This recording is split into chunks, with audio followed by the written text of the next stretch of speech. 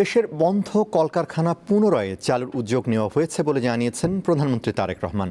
মে দিবস উপলক্ষে আজ রাজধানীতে শ্রমিক দলের সমাবেশে তিনি কথা জানান। বলেন, কৃষক শ্রমিকরা ভালো থাকলে বাংলাদেশ ভালো থাকবে।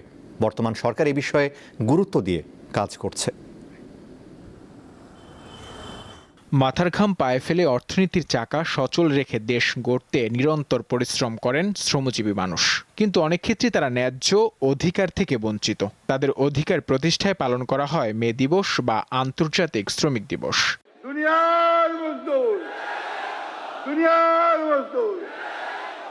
শুক্রবার দিনটি উপলক্ষে রাজধানী নয়াপল্টনে শ্রমিক সমাবেশের আয়োজন করে জাতীয়তাবাদী শ্রমিক দল।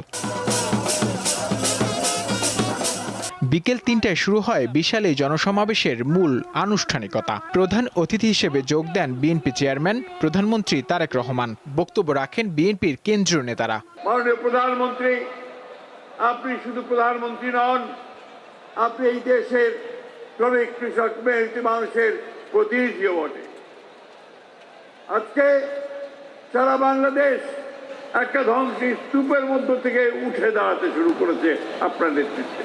২৪-এর গণঅভ্যুত্থানে নিহত শ্রমিকদের শ্রদ্ধার সঙ্গে স্মরণ করে প্রধানমন্ত্রী বলেন, শ্রমিকদের অধিকার নিশ্চিত না হলে দেশ এগিয়ে যেতে পারবে না। শ্রমিক, শিক্ষক, ছাত্র, নারী, পুরুষ সকলে মিলে এখন হচ্ছে দেশ গড়ার পালা।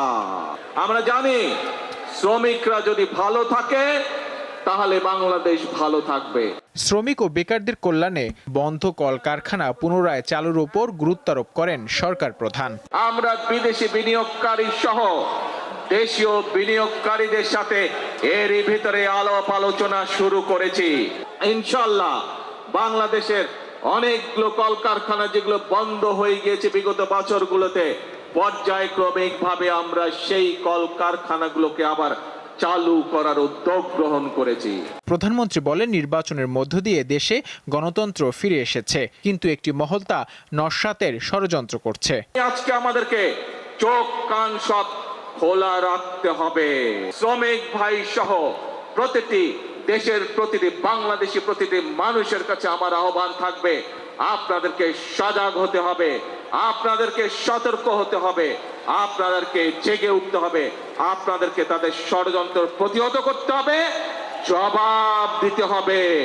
যেভাবে আমরা স্বৈরাচারকে ১৭ বছর ধরে জবাব দিয়েছিলাম। আজ পহেলা মে আন্তর্জাতিক শ্রমিক দিবস। শ্রমজীবী মানুষের অধিকার আদায় আর আত্মত্যাগের এক অবিস্মরণীয় দিন। এই অবিস্মরণীয় দিনকে স্মরণ করতে শ্রমিক সমাবেশের আয়োজন করে বাংলাদেশ জাতীয়তাবাদী শ্রমিক দল, যেখানে বক্তব্য রাখেন গণপ্রজাতন্ত্রী বাংলাদেশ সরকারের মাননীয় প্রধানমন্ত্রী তারেক রহমান। শ্রমিকের ন্যায্য অধিকার আদায় রক্ষায় আগামীতে নানা পরিকল্পনার কথাও তুলে ধরেন তিনি। নূর আলম, দীপ্ত সংবাদ, ঢাকা।